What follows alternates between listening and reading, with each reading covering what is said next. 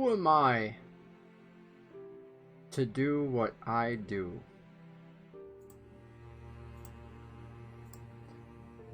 That's my question to all of us today.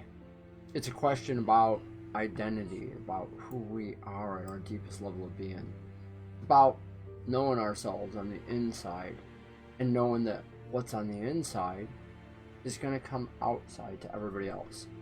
And it's something I'd like to explore with you this Shepherd's Morning. I want to welcome y'all to this, our Shepherd's Morning. I'm Motorcycle Pastor, and this is our place where we rise with the Lord and rely upon His holy word each and every day of our lives. Today's word for us is taken from Colossians chapter 2. For in Him the whole fullness of deity dwells bodily, and you have been filled in Him. That very scripture is going to guide us in answering that question. Why do I do what I do? As I said, it's about knowing ourselves, about knowing who we are on the inside, because knowing that will help us understand why we express ourselves in this life as we do, make the choices we make. So let's start by beginning to take a hard look. As you all know, I like to speak through story. And you know what? I find stories to help reveal some of this answer. Yes, cat, stop bothering me. This is my cat, and the cat is a story in itself. Hi, F.A., there you go. You're now on camera. Stories. You saw on the splash screen, I put up there some science fiction. I know lots of stories. Life-changing stories. Stories about how lives develop. The one in the picture there that I chose is, for those of you who aren't familiar with it, is a picture of a smuggler. He's a real shoot-first kind of guy. He goes by the name of Han. And you know, the very story that is there, that he's a part of, talks about why we do the things that we do. Is it our DNA? Is it the way we were made? Or is it the choices that we make? Suppose anybody with a shoot-first attitude is going to have more of it's the choices that we make all the time. Others want to say, no, it's DNA, it's the way we were built to be. What if it's a little bit of both? What if we were built to be something, but the choices that we make to reject the love that's offered to us, the love that's presented to us, the love that comes to us, often leaves us in the same struggle and the same fight over and over again. So what's inside does come out. We might have goodness, but the choices that we make, that willingness to rely upon ourselves, has what comes out of us very differently, maybe fighting the world all the time. The stories that I'm talking to you about, you might already envision in the world around you somebody you know who fights against everything, who rails against it, who just always sees things wrong. Life is combat to them. You might know somebody else whose life and story is contentment. Maybe it's a grandma figure or a grandpa. Maybe it's going to a farm. Maybe it's the neighbor up the road who just always says, hey, look, you come on and have a cup of tea. Stories aren't just today, though. They go all the way back to the Bible. They're our life stories, too.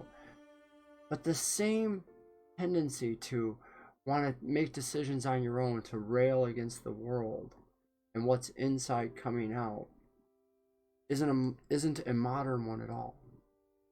Well, it's modern in the sense that it's still happening, but it didn't start now. It started a long time ago.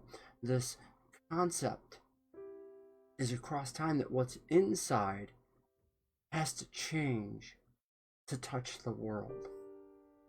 Touch the world in a different way. I guess we're always touching the world, but to touch it differently, our personal life have to be touched by something that will help us reach out to the world in a different way than we might with our own choices.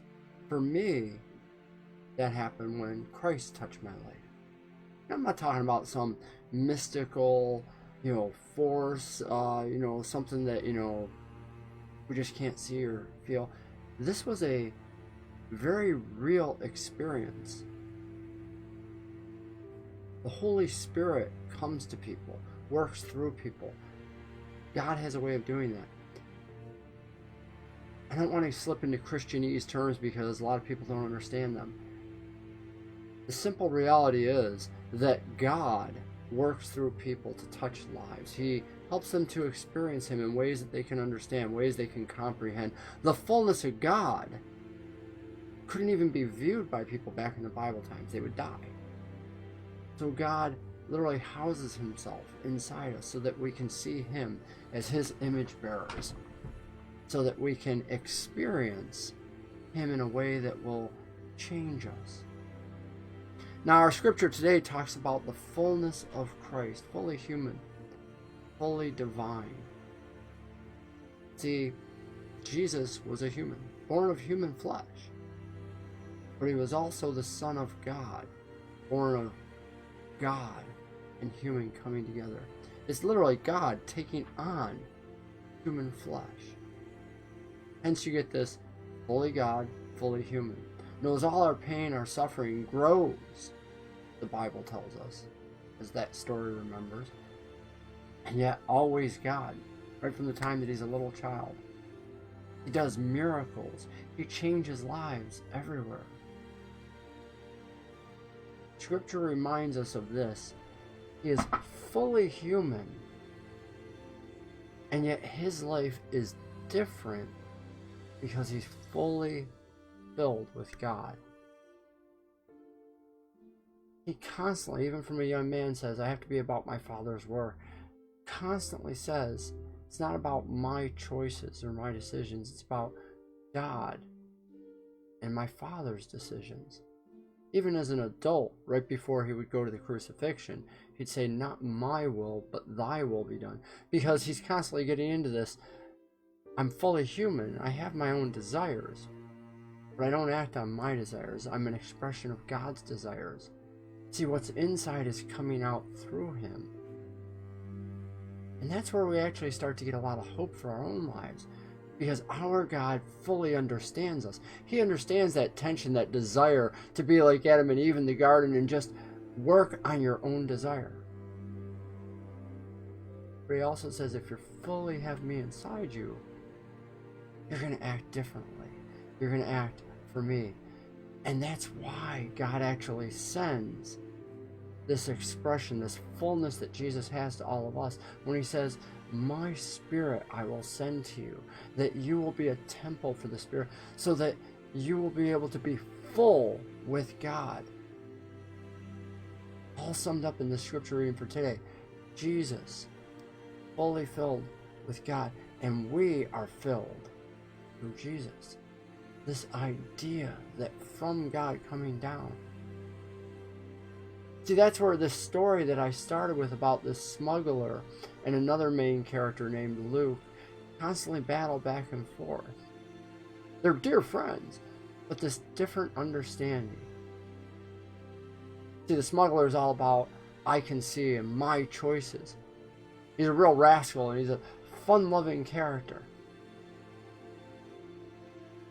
But the development journey in this young boy Luke, his friend, who is led by and exposed to something different, something that's filling him up. A lot of it Luke receives, doesn't reject it. But Han, who's been so accustomed by the world, rejects it all the time. I wonder which one you might identify with more. Would you be the one that is open and receiving the way, or the one that struggles with it? I want to make my decisions. I want to be in charge of my destiny. I will forge it out. Weapon in hand, strength in my hand.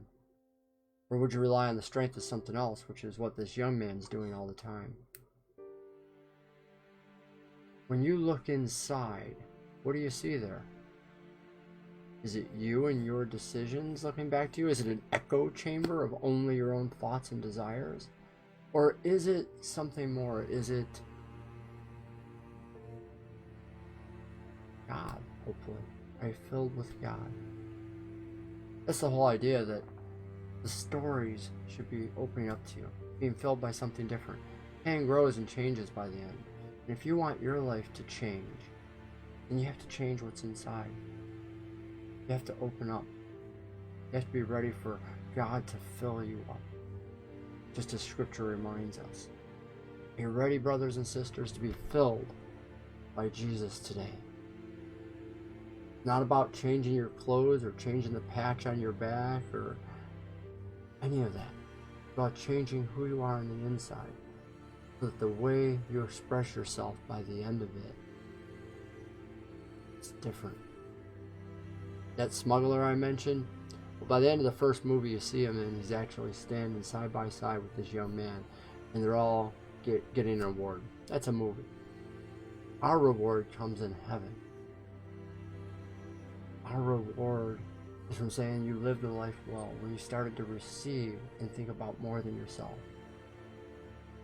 Brothers and sisters, I hope that is an expression of your life, that this morning you'll consider opening up, being filled by the Holy Spirit anew, that you can express your life, your love, in a way that will connect you with others, in a way that will love and care for this world, in a way that will take you from the ways of a rascally smuggler into a new life, a robust life that can save the world entire by sharing with them the fullness and the love that you're filled with today.